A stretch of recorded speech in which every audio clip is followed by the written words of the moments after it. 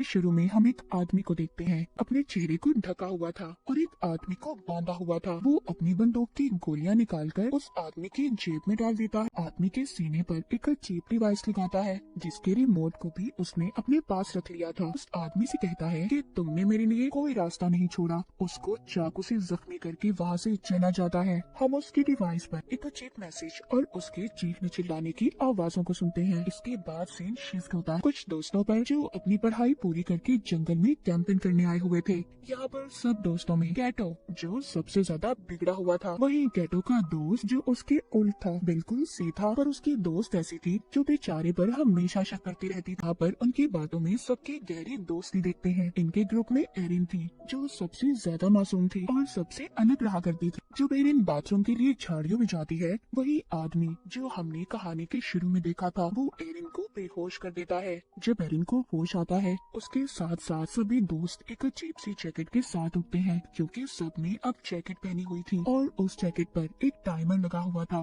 करीब ही जब वो गैस सिलेंडर को देखते हैं, तभी इन्हें समझ आता है कि किसी ने इनको गैस से बेहोश कर दिया था और इनका यहाँ पर एक दोस्त भी गायब था। जब वो आदमी इनके सामने आता है तो इन्हें पता चलता है कि वो इनके स्कूल के साइंस टीचर थे और साथ ही साथ एरिन के दोस्त के डैड भी, जो अब मर चुका था। वो बताते हैं कि जब मेरे बेटे की मौत हुई तो उनकी बीवी ने इस सदमे से अपनी जान ले ली, जिस वजह से उन्होंने अपनी फैमिली को खो दिया। अब उन्हें ऐसा लगता था कि कहीं न कहीं इन दोस्तों में से ही कोई कातिल है जिसने मेरे बेटे को मारा होगा। वो कहते हैं आज तो तुम्हारी दोस्ती का इम्तिहान है। वो जैसे ही अपने हाथ में लिए रिमोट को दबाते हैं, सबके जैकेटों पर लगी हुई डिवाइसेस ऑन हो जाती हैं। आज तो टेस्ट में सिर्फ वही बचेगा जिसके पास सबसे ज्यादा वक्त होगा। इसके बाद वो अपने आप को ही गोली मार लेते हैं। ये देखकर सब काफी ज्यादा डर जाते हैं। अपनी अपनी जैकेट्स को निकालने की कोशिश कर रहे थे, पर वो निकलने का नाम नहीं ले रही थी। उन्हें समझ नहीं आ रही थी कि आखिर टाइम की खत्म होते ही होगा क्या। वो देखते हैं किसी के डिवाइस में बहुत ज्यादा टाइम था और किसी के पास बहुत कम। उनकी सबसे बड़ी परेशानी ये थी कि दूर दूर तक उनके लिए कोई मदद नहीं थी और इनके टीचर ने सबके फोन्स को भी तोड़ दिया था। अब उन्हें समझ नहीं आती कि वो सच में एक बड़ी मुसीबत में है। एक दूसरे से लड़ने लगते हैं, पर अभी भी कुछ को ये मजाक लग रहा था। जब ये आगे जाते हैं तो इनको अपना दोस्त बॉबी मिलता है जो एक पेड़ से लटका हुआ था। बॉबी की दोस्त उसको आजाद करने के लिए आगे बढ़ने वाली थी। तभी दूसरी दोस्त कहती है हो सकता है ये चाल बॉबी की हो, हमें यहाँ पर फंसाने की, क्योंकि इसने ही हमें यहाँ पर बुलाया था। ये जरूर उस टीचर के साथ मिला हुआ है। ये सब सुनकर कुछ दोस्त बॉबी को छुड़ाने के हक में नहीं थे, पर बॉबी उनसे बार बार कह रहा था कि प्लीज मेरी मदद करो। वो कहता है मैंने तुम सबसे अपनी एक बड़ी बीमारी को छुपाया था जो उस टीचर को पता चल गई थी। वो मुझको ब्लैकमेल करते थे, मेरे पास कोई और रास्ता नहीं था, इसलिए मैं तुम सबको यहाँ पर लाया। पर मुझे उनके इस प्लान के बारे में कुछ पता नहीं था कि वो हमें यहाँ पर कैसे फंसाएंगे। पर मैं तुम सबको इस डिवाइस के बारे में भी बताने के लिए तैयार हूँ, अगर तुम मुझे खोल दो। अब उसके दोस्त उस पर तरस खाकर उसे छुड़वा देते हैं। बॉबी आजाद होते ही सब पर चाकू से हमला कर देता है, पर वो किसी को मार नहीं पाता और देखते ही देखते उसके डिवाइस में टाइम खत्म हो जाता है। सबके सामने वो ब्लास्ट हो गया था, फट जाता है, उसके जिस्म के टुकड़े टुकड़े हो जाते हैं। ये देखकर सब अपने अपने दोस्तों को लेकर भागते हैं। टेबल टेटो का दोस्त था जिसकी दोस्त उस पर अब भी शक कर रही थी, उसके साथ जाने से भी मना कर देती है। टेटो का दोस्त अकेला ही कैंप में वापस आता है। वो उस टीचर की बंदूक को भी अपने पास रख लेता है, ये सोचकर कि शायद ही उसके काम आ जाए। इसके बाद हम एक और दोस्त को देखते हैं जो काफी ज्यादा घबराया हुआ था क्योंकि उसका टाइम अब खत्म हो चुका था। वो अपनी दोस्त से कहता है प्लीज मुझसे दूर रहो, कुछ देर बाद मैं भी मरने वाला हूँ।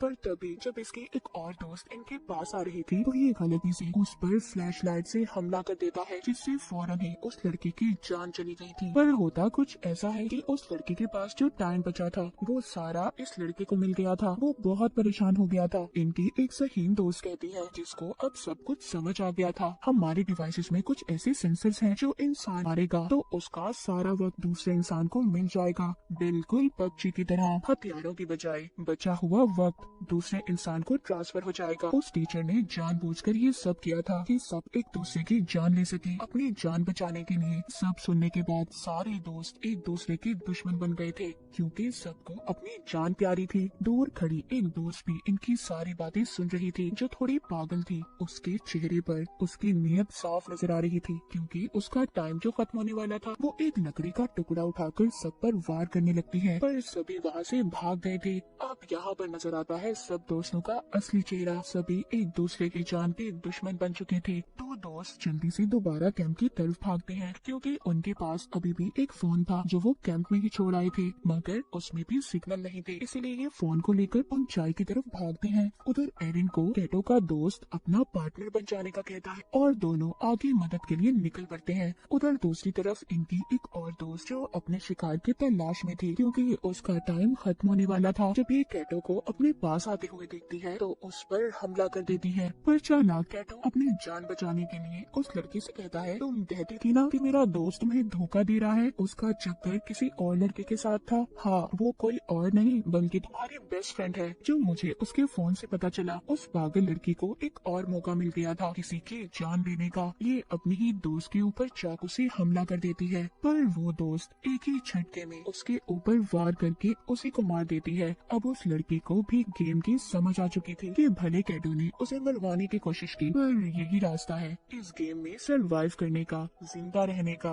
वो कैटो के साथ मिलकर टीम बना लेती है और दोनों सबका शिकार करने का प्लान बनाते हैं। उधर दूसरी तरफ जिन दोस्तों को फोन मिला था, अब वो लड़की अपने डैड को फोन करती है जो पुलिस ऑफिसर थे, पर उसकी कॉल नहीं लग रही थी। अब उसको शक होने लगा था कि कहीं उसके डैड भी किसी मुसीबत में ना हो। जब वो जीपीएस से लोकेशन पता करते हैं तो उससे पता चलता है कि उनके डैड कहीं आसपास ही थे। उधर दूसरी तरफ एरिन और उसके दोस्त को चलते हुए टीचर का वही शिकार मिलता है जो हमने कहानी के शुरू में देखा था, जिस आदमी को बांधकर उसने रखा हुआ था। ये आदमी कोई और नहीं बल्कि उस लड़की के डैड थे जो अपने डैड को कॉल कर रही थी। साइंस टीचर ये सब इनके साथ इसलिए कर रहा था, उसको अब भी ऐसा लगता था कि उसका बेटा किसी नशे से नहीं मरा बल्कि उसे जानबूझकर मारा गया है और ये सब इन दोस्तों की पार्टी में हुआ था। उस लड़की के डैड को इसलिए मारा क्योंकि बिना छानबीन किए उन्होंने उसके बेटे के केस को बंद कर दिया था। यानी कि सच ये था कि इन्हीं के बीच में कोई कातिल है। उधर ही एरिन के दोस्त को बुलेट्स गोलियां भी मिलती हैं, जिसको उठाकर ये अपने पास रख लेता है। इनकी दोस्त के डैड मरने ही वाले थे, तभी एरिन का दोस्त बंदूक में गोलियां डालकर उन्हें मार देता है। एरिन को यकीन नहीं हो रहा था कि उसका दोस्त इतना भी दर्द हो सकता है। वो उसको समझाता है कि सब मैंने तुम्हारे लिए किया क्योंकि वो ज्यादा देर जिंदा नहीं रहते, वो मरने ही वाले थे और उनको मारने से कम जो उनका बचा हुआ वक्त है वो तुम्हें मिल गया। एरिन का दोस्त उसको बंदूक देकर कहता है, तुम इससे खुद को महफूज कर सकती हो, ये तुम्हारी हिफाजत के लिए है क्योंकि जीने का हक है तुम्हें। और खुद वो कैटो की तलाश में निकल पड़ता है क्योंकि उसे ऐसा लग रहा था कि साइंस टीचर के बेटे उनके दोस्त का कातिल कैटो है, क्योंकि उस दिन पार्टी में वो नशे वाली दवाई वही लाया था। अब एरिन अपनी उसी दोस्त से मिलती है और उसको उसके डैड के बारे में बताती है। ये सुनकर वो बहुत ज्यादा रो रही थी। एरिन कहती है, अभी हमारे पास रोने का वक्त नहीं है, हमें जल्दी रिमोट को ढूंढना होगा। वो इन दोनों को उस रिमोट को ढूंढने का कहती है और खुद कैटो के पास जाने का फैसला करती है कि उसकी जान खतरे में है। उधर कैटो को भी उसके दोस्त ने ढूंढ लिया था। इन दोनों की बहुत ही खतरनाक लड़ाई होती है। उस लड़ाई में कैटो ने अपने दोस्त को मार दिया था। फिर कैटो अपने एक और दोस्त को मारने की कोशिश करता है और आखिर में कैटो ने उसकी बंदूक लेकर उसे भी मार दिया था। जिस दोस्त को उसने मारा था उसके पास सबसे ज्यादा टाइम था, जो सारा अब कैटो को मिल चुका था। लेकिन कैटो को तो इस गेम में जीतना था, वो अभी भी पास कहाँ आने वाला था। वो एक और दोस्त को मार देता है। कैटो अपने आखिरी शिकार की तलाश में था जो एरिन और उसकी एक और दोस्त थी। जैसे ही उनके पास जाता है, एरिन की दोस्त इस पर बहुत चिल्लाती है कि उसने उनके सभी दोस्तों को मार दिया, पर वो इसकी तरह कातिल नहीं बनना चाहती थी, इसीलिए इसे चाकू से जख्मी करके भाग जाती है। पर भागते हुए वो सोचती है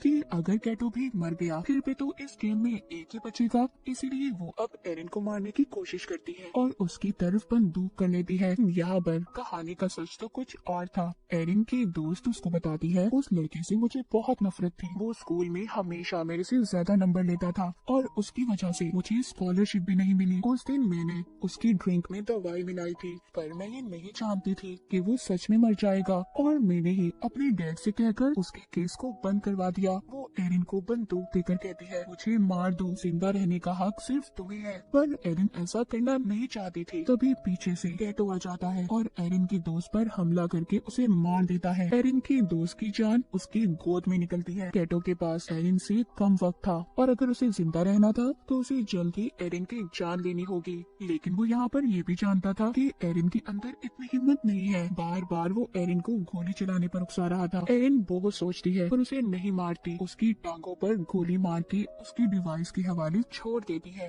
आखिर में कैटो भी ब्लास्ट होकर मर जाता है और एरिन इस गेम की विनर बन चुकी थी। उसने इस गेम को जीत लिया था। वो डिवाइस भी खुद ब खुद बंद हो जाती है। थोड़ी देर बाद सुबह हो गई थी। एरिन जंगल से बाहर निकलती है। उसको एक आदमी मिलता है जो अपनी गाड़ी पर था, पर एरिन का ऐसा हाल देखकर वो मदद करने से इनकार कर देता है। कहानी के आखिर में एरिन की हमें खतरनाक मुस्कुराहट को देखते हैं। इसी सस्पेंस के साथ ये कहानी यहीं पर खत्म हो जाती है।